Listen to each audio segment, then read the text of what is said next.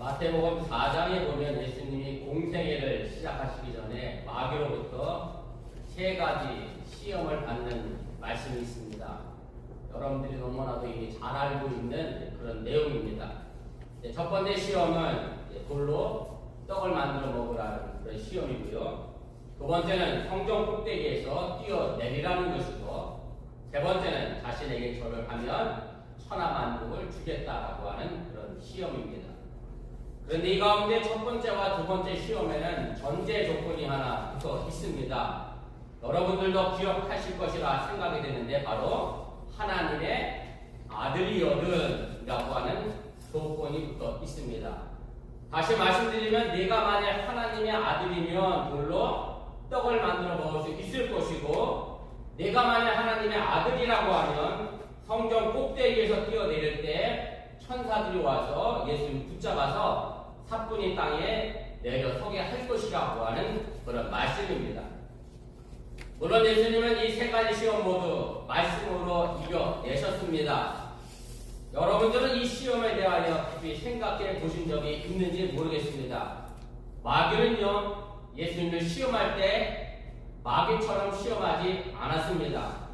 만약에 마귀가 마귀처럼 시험했다고 하면 그 시험을 쉽게 거절하고 쳐다보지도 않았을 텐데, 마태복음 4장 6절을 보면 이것에 대하여 이렇게 기록을 합니다. 내가 만일 하나님의 아들이거든 뛰어내리라. 기록되었으되 그가 너를 위하여 그의 사자들을 명하시리니 그들이 손으로 너를 받들어 발이 돌에 부딪히지 않게 하리라 하였느니라. 마귀가 기록되었다라고 말하고 있는데 이 기록된 책은 일반적인 책이 아닙니다. 바로 성경책을 의미합니다. 이 구절은 어디에 나와 있는 구절인가 하면 시편 91편 11절부터 12절에 나와 있는 그런 성경 말씀입니다. 사실은 우리가 이 성경을 읽으면서 기록되었는데 이 성경이 어디 기록되었지 목사인 저도 잘 모릅니다. 그런데 마귀는 우리보다 더 똑똑합니다. 성경을 더 많이 알고 있습니다. 그래서 똑똑한 그 마귀는 성경 구절을 인용해서 예수님을 시험했습니다. 성경 구절은 곧 하나님의 말씀인데 하나님의 말씀을 가지고 시험하니 그 시험을 이기기가 사실 어렵다라고 하는 얘기고, 또 어떻게 생각하면 하나님의 말씀을 마귀가 주는 시험이라고 생각하고 받아들이기도 어렵다라고 하는 얘기입니다. 제가 지난 설교 시간에 제가 박정인 독재 시절에 초등학교를 다녔다라는 말씀을 드렸는데, 그때 6.25 때가 되면 꼭 미술 시간에 하던 일이 있습니다. 제가 굉장히 싫어하던 시간이 미술 시간, 음악 시간, 그 다음에 체육식 어떻게 하셨어요? 이 기회 체육을 뭘 제가 잘하겠어요? 제가 높이뛰기도 못했고 띠틀도 못했고, 아무튼 미술 음악 아주 체육 시간을 제가 싫어했는데, 미술 시간을 싫어한 이유는 제 그림이 거의 뭐 피카소 수준입니다.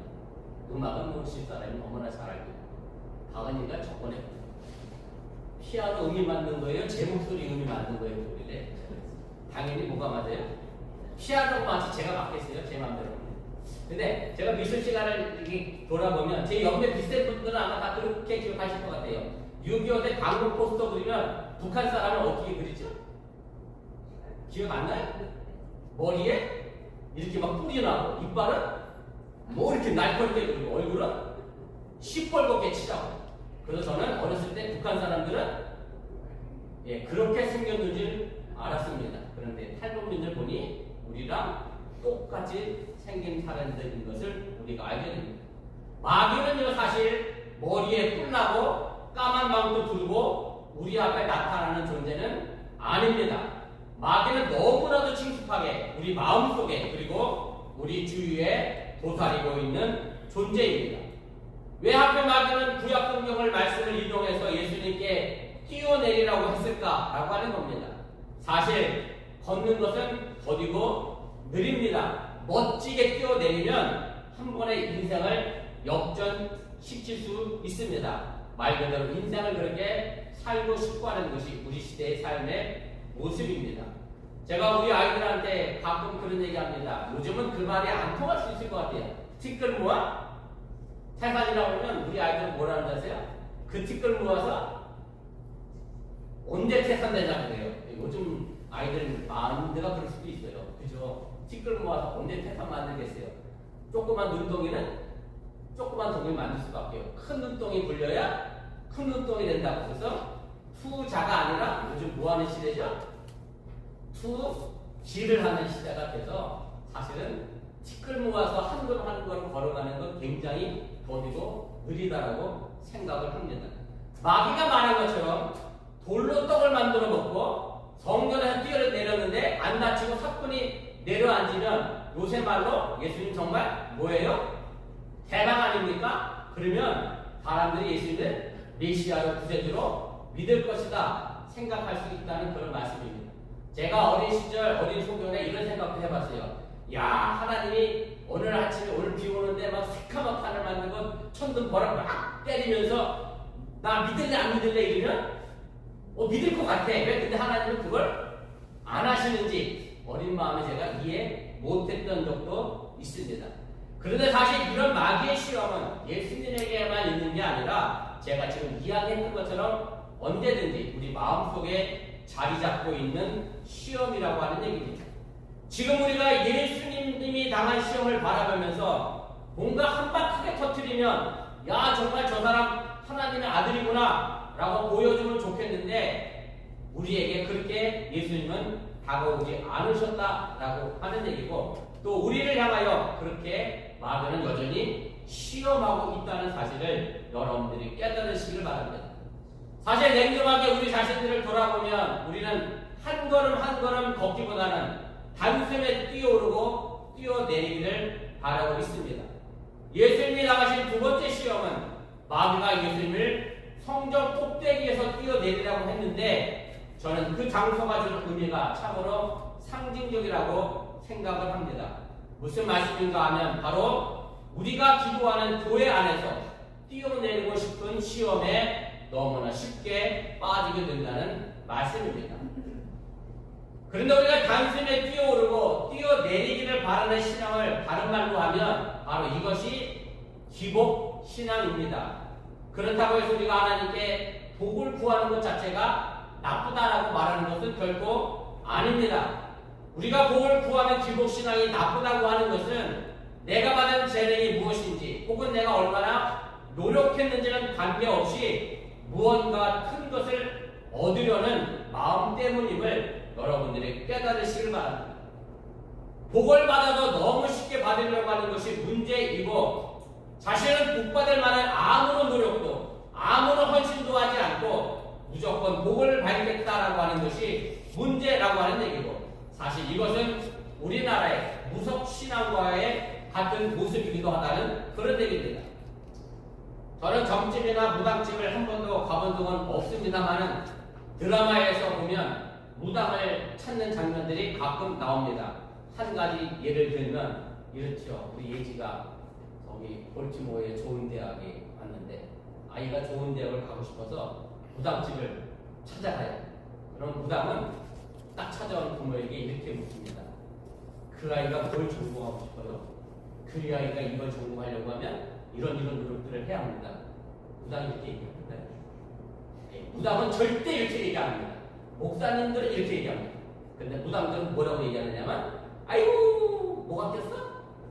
살이 꼈네. 그 대학 가려면 막힌 걸 헐어야 되고 풀어야 돼. 그러려면 일단 뭐부터 해야 하는데 국부터 하면 된대요. 아무 얘 노력 안 해도 돼. 국만 하면 그냥 존속 가는 거야. 어떤 점집부터 이렇게 얘기하잖아요. 100만 원짜리 저기 부적 있고 500만 원짜리 부적 있고 1000만 원짜리 부적 있으면 뭐가 효과가 좋을까요? 나 그게 이해가 안 가요. 그게 아니 부적마다 다 똑같은데 1000만 원과 100만 원짜리 부적 차이가 도대체 뭔지 제가 전쟁이가 아니어서 저는 구별을 할 수가 없어요. 목사님도 그런 웃길 것 같지 않아요? 목사님이 기도가 이건 100만 원짜리 기도 이건 500만 원짜리 그게 뭔 차이가 있어요? 기도겠지. 참 저는 무당이나 점쟁이를 보면 참 이해할 수 없는 그런 부분인데 사실 무속신앙의 특징은 뭐냐면 도덕성이 없고요. 거기에 윤리성도 없고 사회성도 없고 합리성도 없습니다. 그래서 그 무속신앙을 가지고 우리는 저급한 신앙이라고 말하고 있다라고 하는 얘기입니다. 사실 이 시험은 예수님이 죽으실 때까지 따라다녔던 시험입니다. 마태복음 27장 40절 말씀에 보면 십자가에 달리신 예수님을 보고 지나가는 사람들이 뭐라고 조롱했느냐면 이렇게 조롱합니다. 우리 함께 좀 읽어볼까요? 시작. 네가 만일 하나님의 아들이거든 자기를 구원하고 십자가에서 내려오라.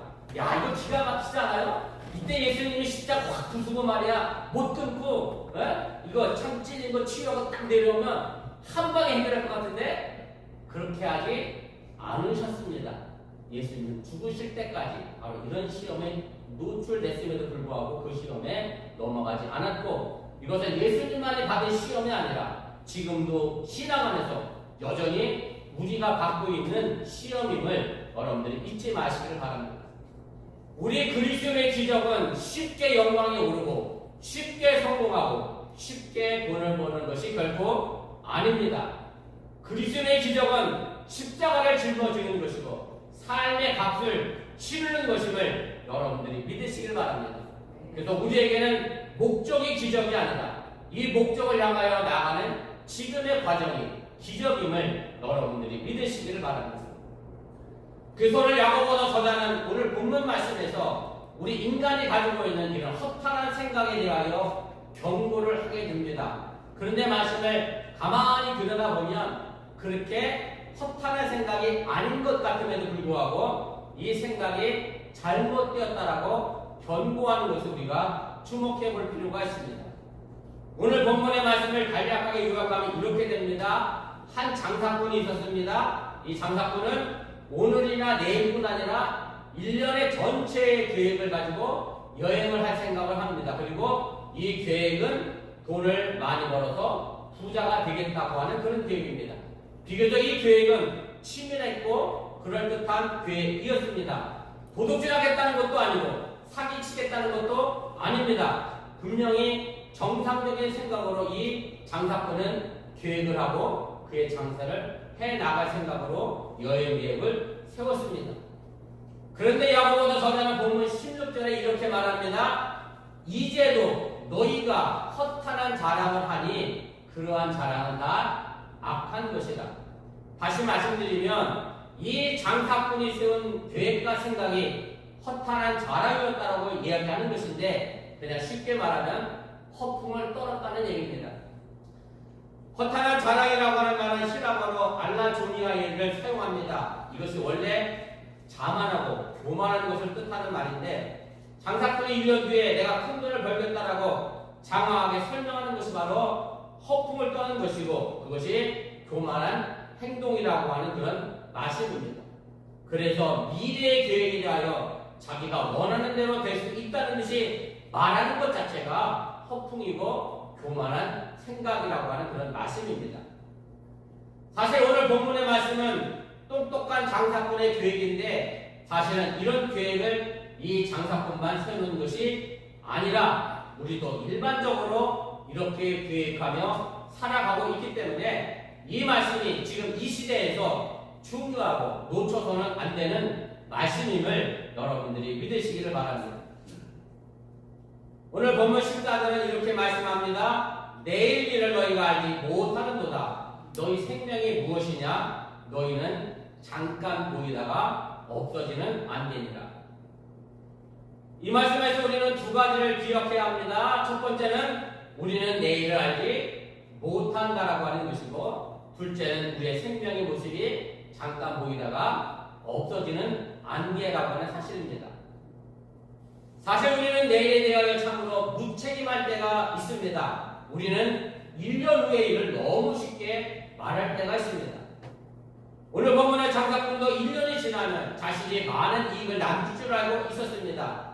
이 사람이 무슨 근거로 이렇게 얘기하는지는 알 수 없지만 우리도 이런 말을 너무나 쉽게 하곤 합니다.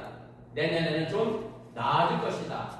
내년은 내 삶의 모습이 이렇게 될 것이다 라고 말을 한다는 그런 사실입니다.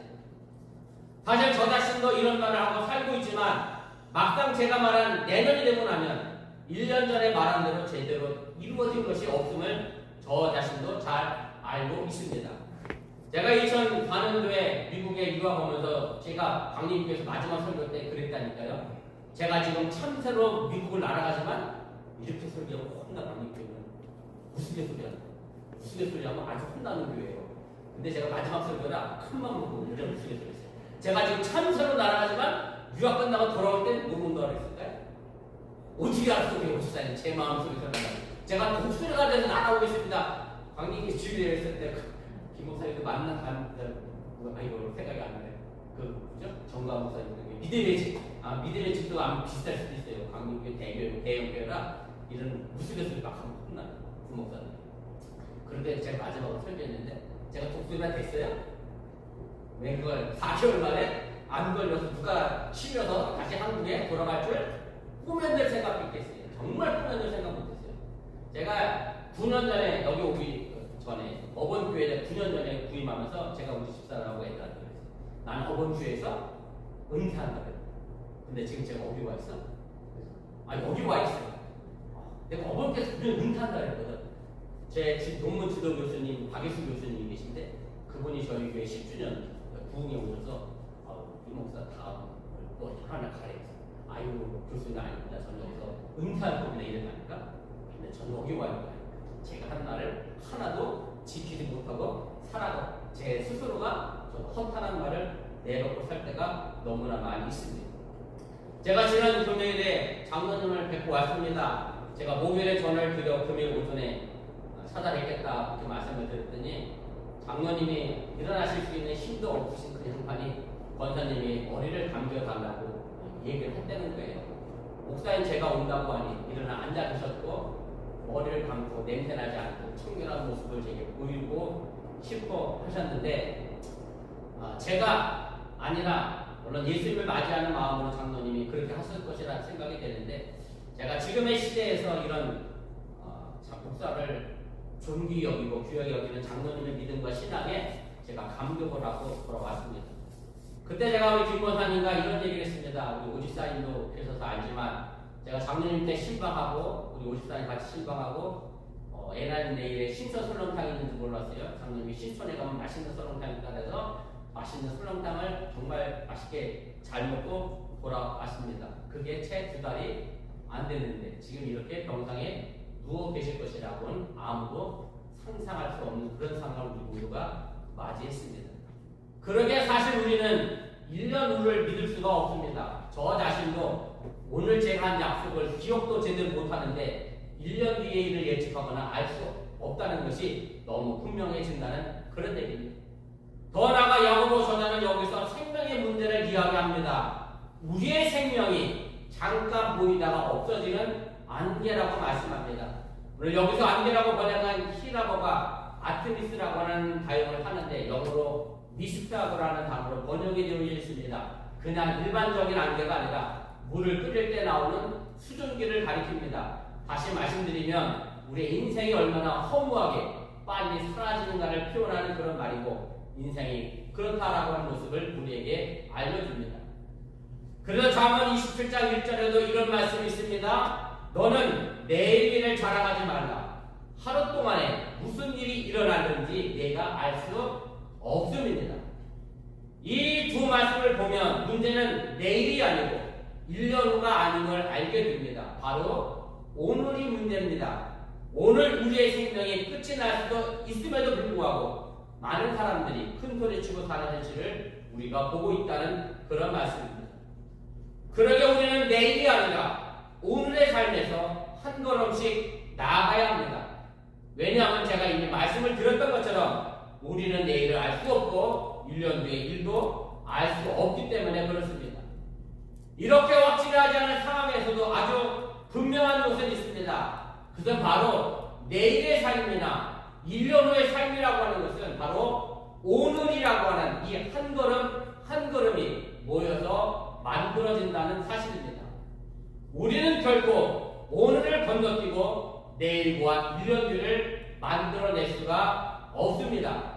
그래서 야고보서 저자는 5장 7절부터 8절의 이 내용을 농부의 비유로 우리에게 이렇게 알려줍니다. 우리 함께 읽어봅니다.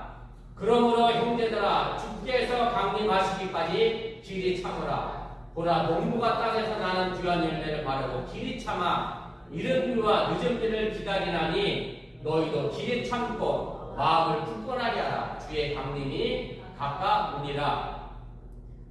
팔레스틴 지역에서는 이른 비는 10월과 11월에 내리고 늦은 비는 6월과 3월에 내린다라고 합니다. 그냥 얻어지는 수확이 아닙니다. 이른 비와 늦은 비를 겪는 기다림이 있어야 한다는 그런 말씀입니다. 그런데 이 비를 그냥 기다리는 농부는 한 사람도 없습니다. 이른 비와 늦은 비 사이에 해야 할 일이 너무 많다는 말씀입니다. 씨를 뿌려야 하고 거름을 주고 잡초를 뽑고 풍성한 수확을 위하여 많은 일들을 하면서 이른 비와 늦은 비를 기다리는 것이 바로 농부의 삶의 모습입니다. 하루하루를 소중하게 생각하고 땀을 흘린 농부만이 가을에 풍성한 수확을 거두게 된다고 하는 사실을 여러분들이 잊지 마시길 바랍니다. 그러기에 우리는 주님의 뜻을 묻는 인내가 필수입니다. 단순히 뚱구름 잡는 것으로 하루하루를 인내하는 것이 아니라 현실을 직시하는 인내가 필요하다는 그런 말씀입니다. 스톡데일 패러독스라고 하는 그런 용어가 있습니다. 경영학 용어이기도 하고 심리학 용어이기도 합니다. 패러독스는 말 그대로 역설이라고 하는 그런 뜻입니다. 이 말은 언제 나왔느냐면 베트남 전쟁 때 하노이 수용소에서 수감되었던 미국 장군의 이름입니다. 이 스톡데일 장군이 하노이 감옥에서 8년 만에 풀려 나오게 됩니다.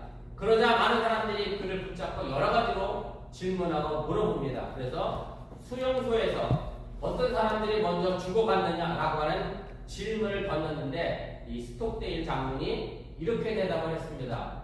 그 사람들은 바로 낙관주의자들입니다. 라고 대답을 합니다. 말 그대로 역설입니다.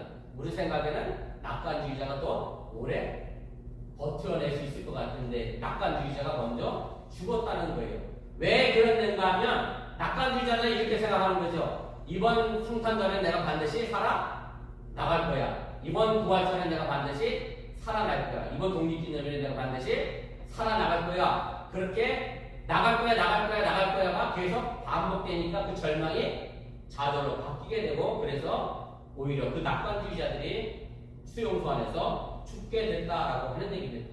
그럼 살아남은 사람들은 어떤 사람들이냐? 이렇게 생각한 사람들이 살아남았다는 거예요. 크리스마스까지 나가지 못할 것이다. 이번 부활절에 나도 못 나간다. 추수감사절에도 나는 못 나간다. 그렇지만 나는 반드시 살아나간다 라고 생각한 사람들이 그 수용소에서 살아남았다라고 하는 얘기고 냉혹한 현실을 받아들이고 대비했던 사람들이 살아남았다라고 하는 얘기입니다.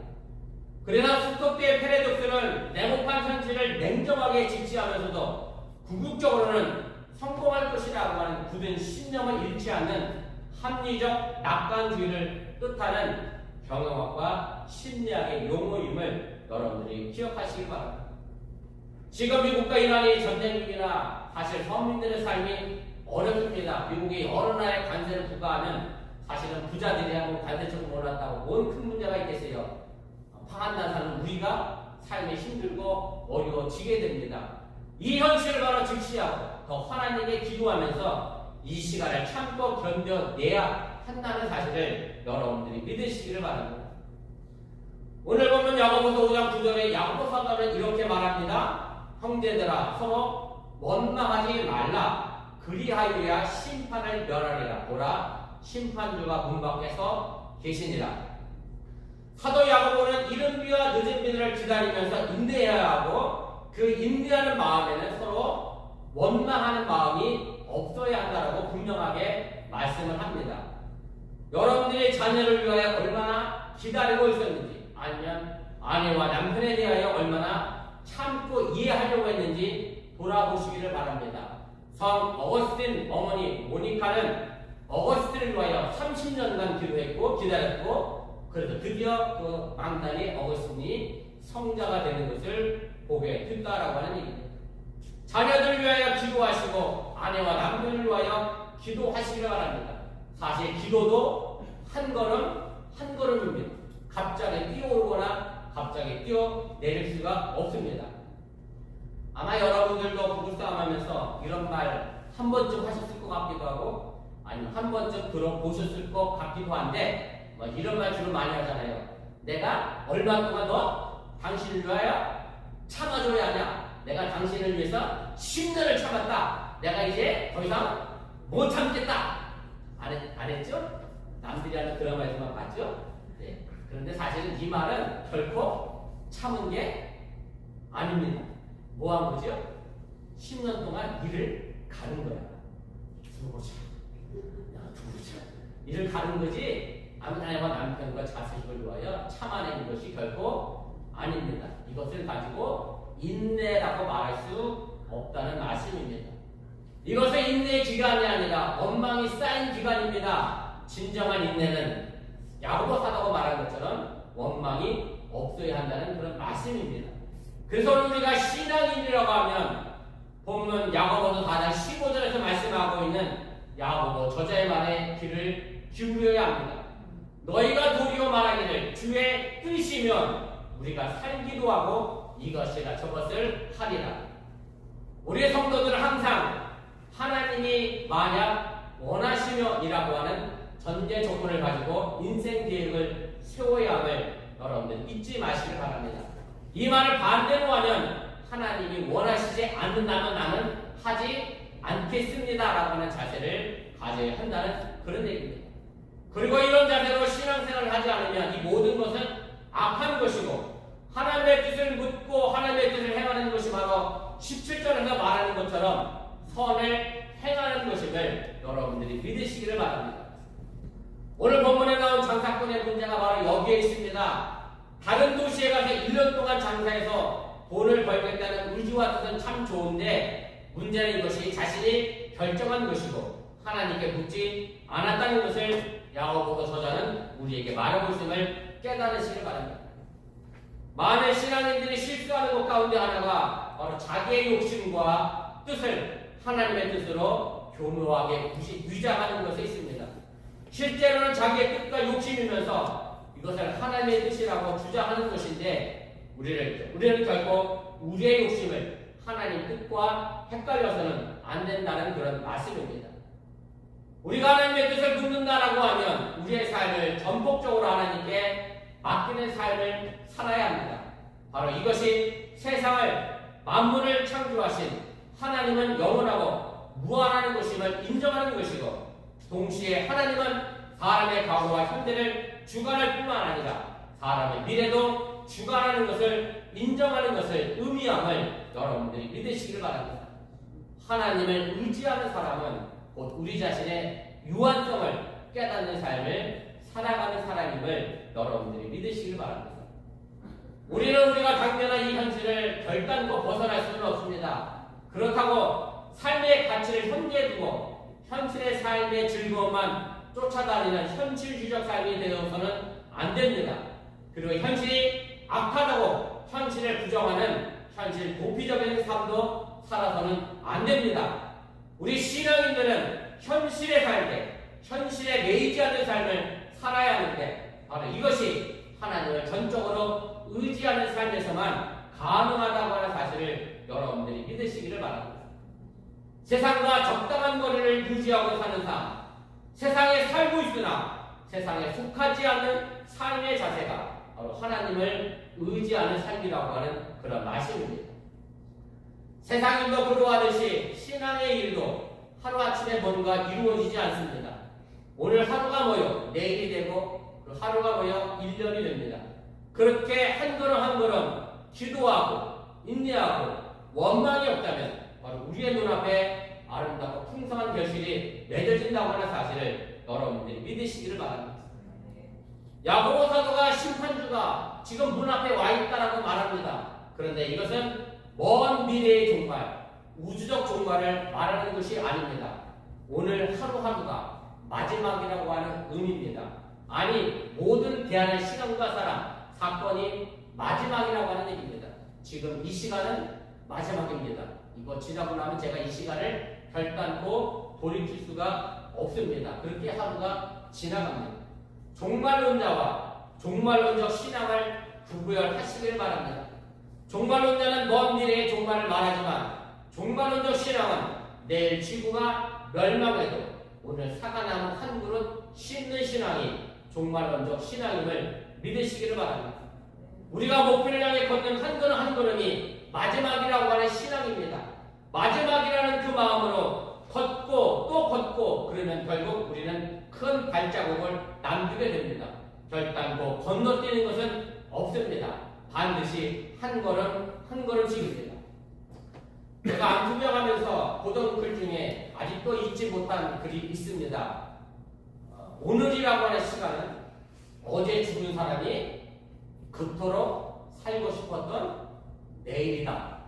저는 이 글을 읽고 오늘이라고 하는 시간의 무게를 제가 굉장히 크게 느꼈고 제가 항암 투병하면서 정말 이 시간의 중요성을 다시 한번 생각했던 적이 있습니다.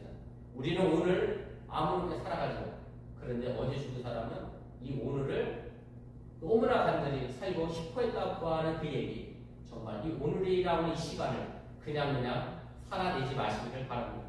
그리고 이 한 걸음에 주님의 뜻을 부르며 주님이 원하시는 방향으로 삶의 발걸음을 옮기시기를 주님의 이름으로 간절히 축원을 드립니다. 기도하겠습니다.